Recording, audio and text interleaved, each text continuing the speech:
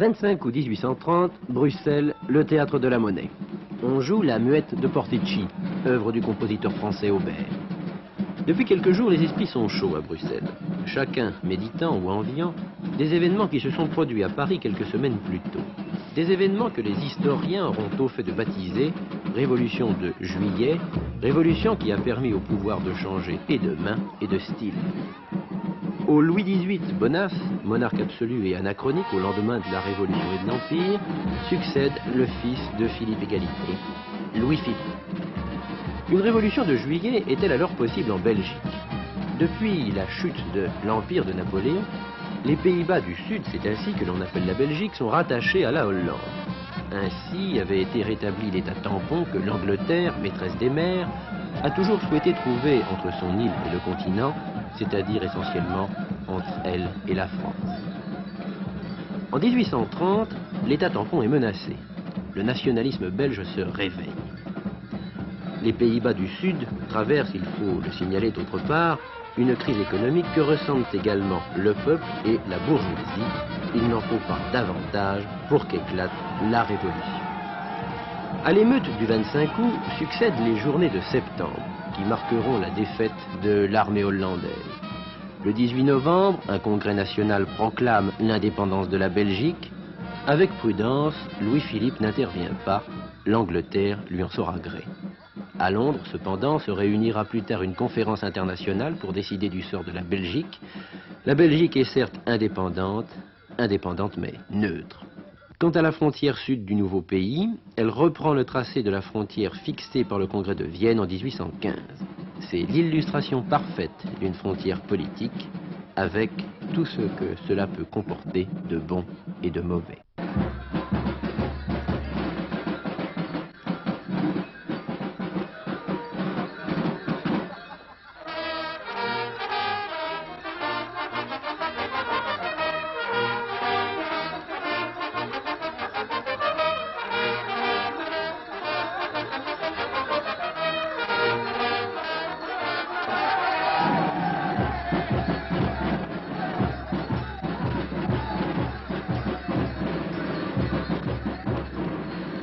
Jamais frontière n'a pu paraître aussi logique et fluctuante que la frontière franco-belge.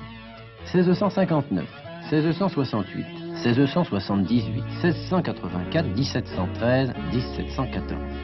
À chacune de ces dates, la frontière évolue, avance par-ci, recule par-là, au gré et selon le bon plaisir et la bonne fortune politique de Louis le Grand, le roi Soleil, Louis XIV.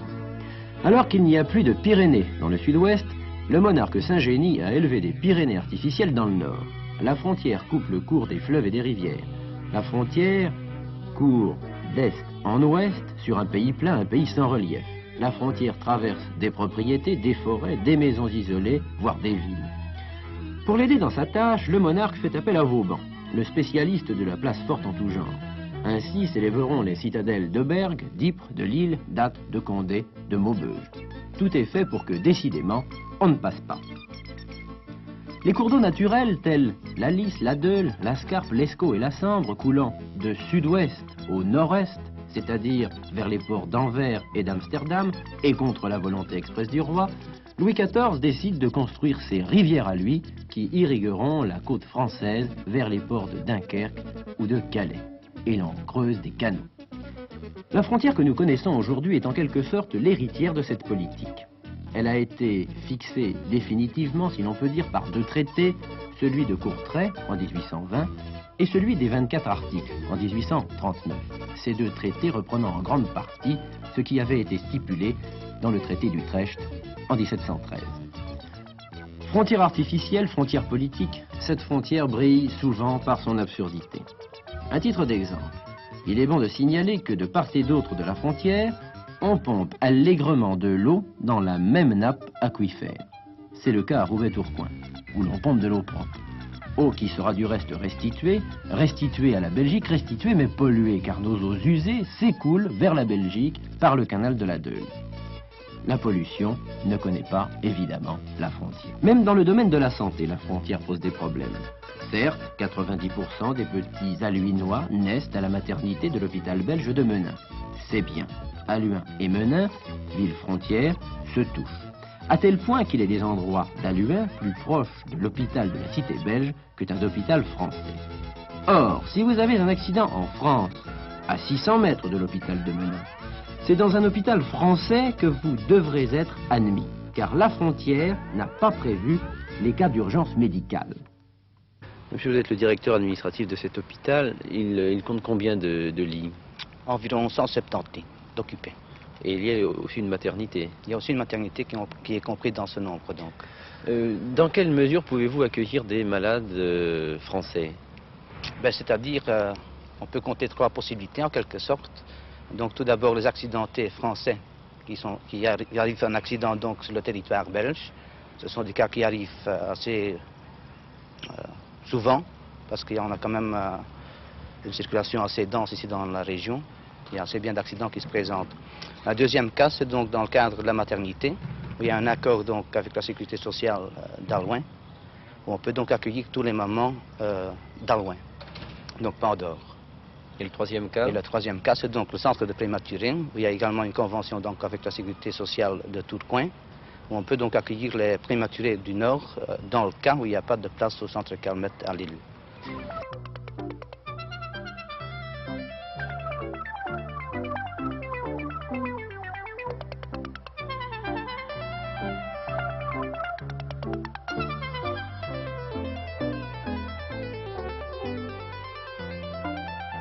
Si j'en reviens au premier cas, un Français accidenté en Belgique, comment se passent les problèmes de remboursement par la sécurité sociale?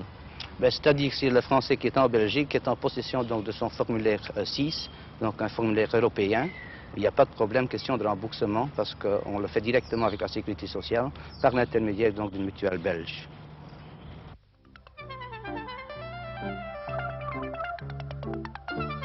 Quiévrain, Quiévrechin, des villes voisines, des villes jumelles. On les prendrait même pour la même ville jusqu'au bureau de douane. C'est en effet la même rue. Mais la frontière est là. D'un côté, le maire, de l'autre, le bourgmestre. Deux réalités municipales donc. En gros, le bourgmestre et le maire détiennent les mêmes pouvoirs. Ils sont même élus pour 6 ans. Ils détiennent les mêmes pouvoirs et finalement, ils partagent les mêmes soucis.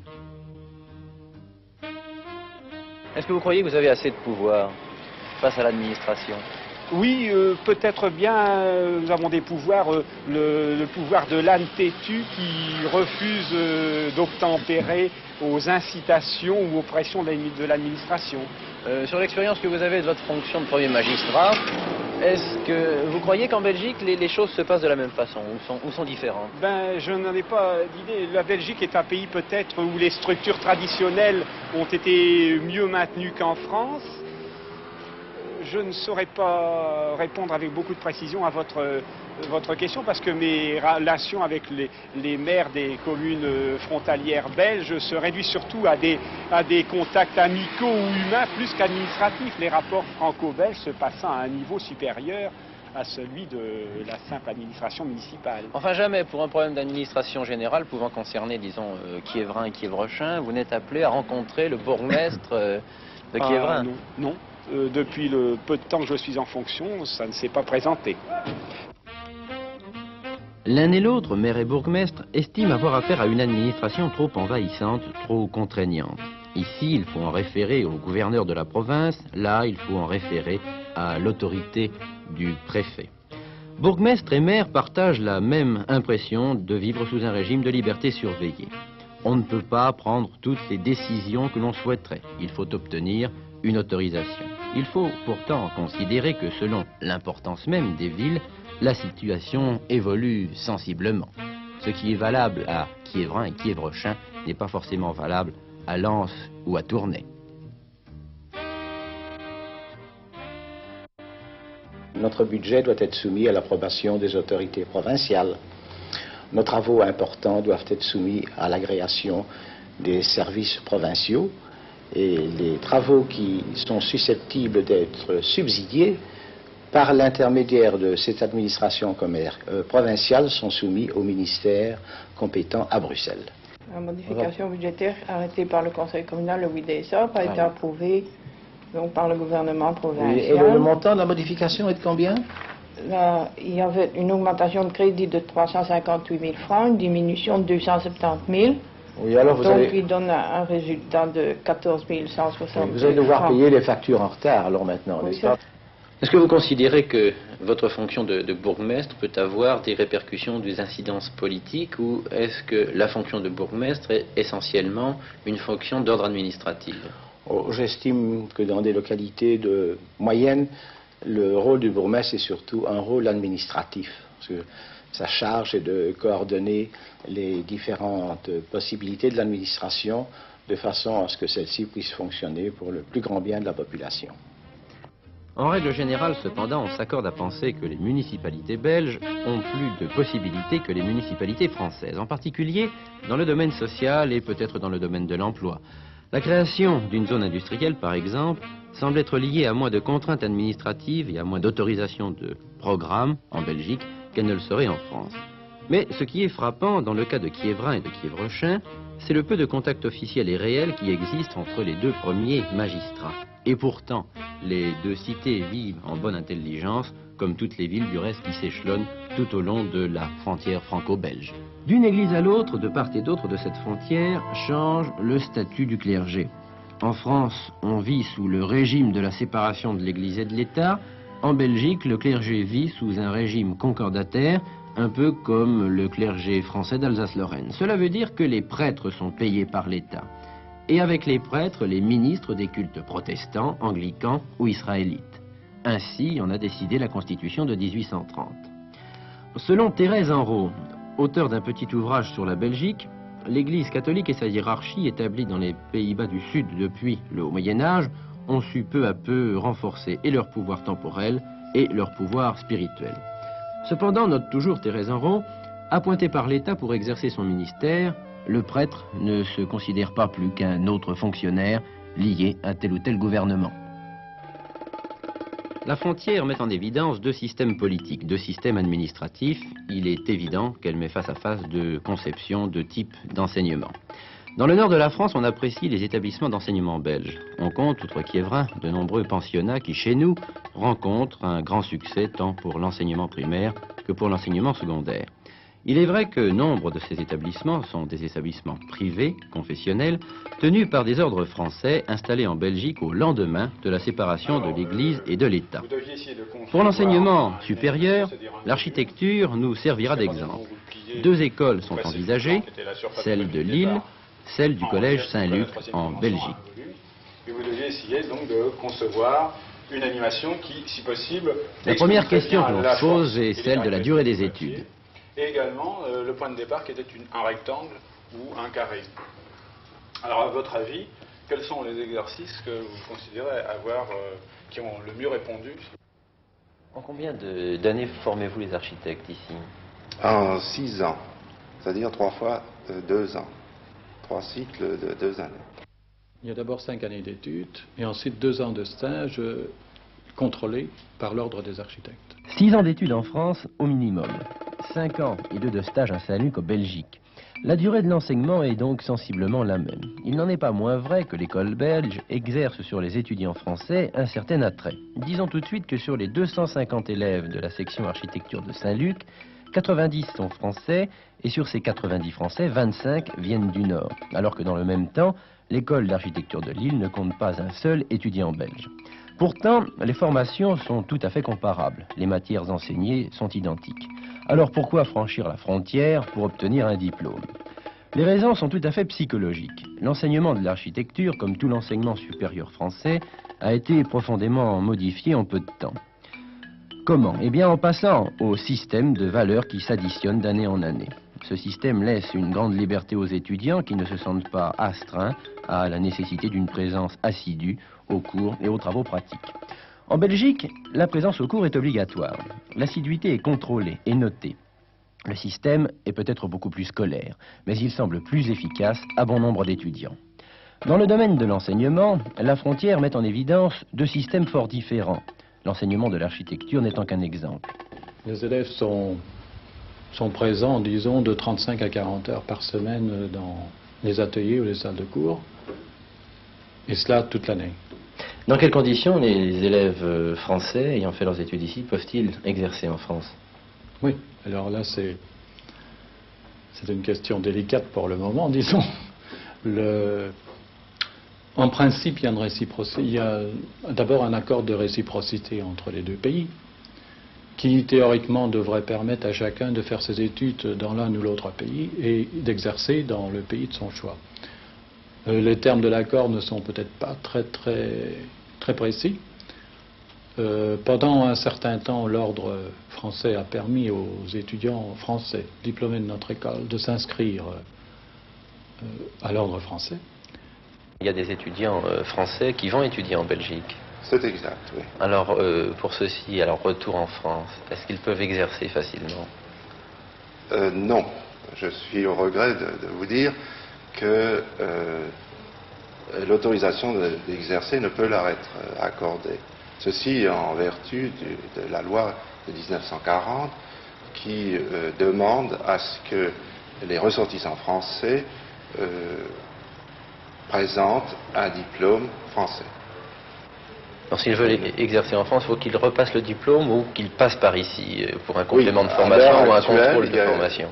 C'est exact. À l'heure actuelle, il y a une possibilité qui leur est offerte, c'est de compléter leur étude en France. C'est ce qui se vérifie d'ailleurs ici à l'unité pédagogique d'architecture. Nous avons pour le moment 5 étudiants qui sont titulaires d'un diplôme belge et qui viennent ici pendant 2 ans suivre les cours de 3e cycle pour l'obtention du diplôme français. Et qui donc après n'auront pas de difficulté pour exercer en France. De part et d'autre de la frontière, se sont donc développés des goûts, des habitudes, des styles de vie différents. De part et d'autre de la frontière, donc, les psychologies ne sont pas les mêmes. Alors que les créateurs parisiens présentent leur collection de haute couture, on peut se demander dans combien de temps cette mode aura pénétré en Belgique. On peut se demander si la cliente type belge partage les mêmes goûts que la cliente type française. Voici, à ce sujet, la réponse et le commentaire d'une commerçante d'origine française, mais établie en Belgique.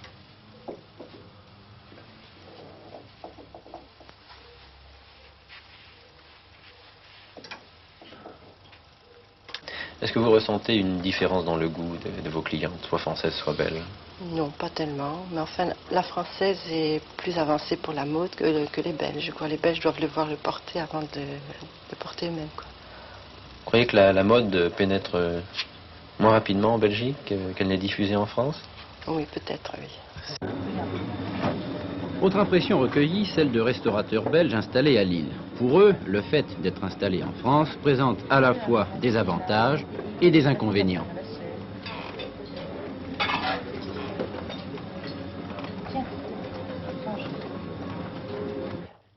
Est-ce qu'en Belgique, si vous teniez un restaurant comme celui-ci, vous auriez les mêmes problèmes? Ou vous travailleriez différemment? On aurait beaucoup plus de difficultés, je crois. Pourquoi oui, ça? Mais seulement ça, au point de vue rapport, ça serait beaucoup mieux au point de vue rapport, parce qu'ici les charges sont énormes, enfin. Oui. Et alors, au point de vue vie, c'est tout différent. On pourrait se permettre beaucoup plus de choses en Belgique qu'on ne peut pas se permettre ici.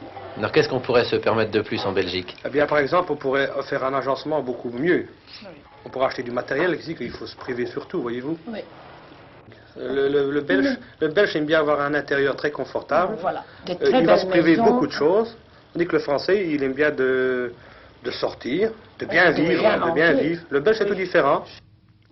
Autre témoignage, celui d'un Français qui a ouvert un café à Tournai il y a de cela près de 10 ans.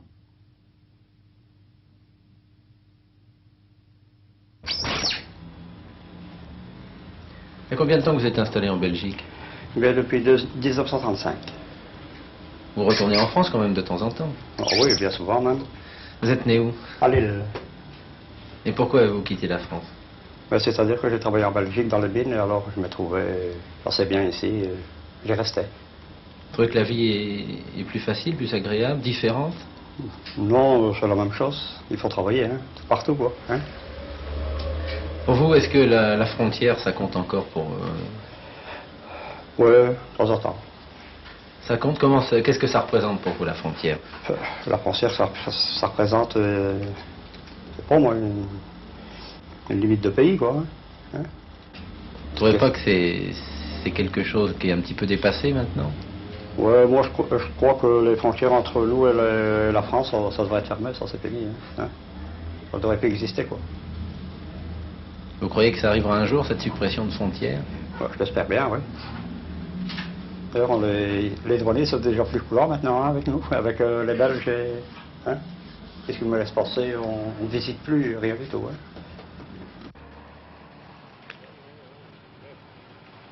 Vous n'avez rien déclaré? Non, rien. Vous pouvez ouvrir le coffre, s'il vous plaît.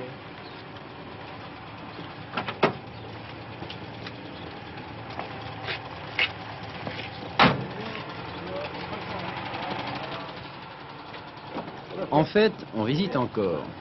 Pas par habitude, mais toujours par nécessité. Il faut savoir être attentif et vigilant, car les douanes ont toujours leur raison d'être, de même que le contrôle de police.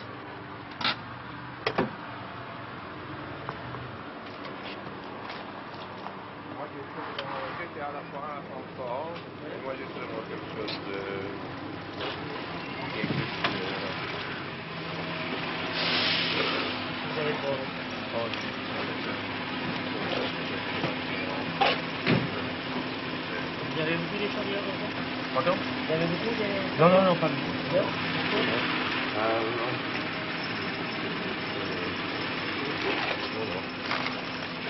C'est des... oh, j'ai 5 flacons de vin, c'est tout. Et là aussi? Non, ça fait... Ça suffit? Non. Non, non, ça C'est des morceaux de tapis. Oui, Ces contrôles sont nécessaires ne serait-ce que pour constater que votre perroquet, qui vient du Paraguay, est en bonne santé, ou pour constater simplement que votre chien est régulièrement vacciné.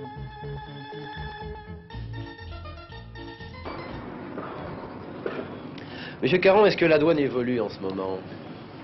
La douane évolue du fait même de la création du marché commun et on peut dire que les missions de notre administration ont changé en ce sens que la douane n'assure plus uniquement la perception des droits de douane et des prélèvements, mais qu'elle concourt également à l'application des réglementations nationales que le marché commun n'a pour l'instant ni rendu caduques ni harmonisées.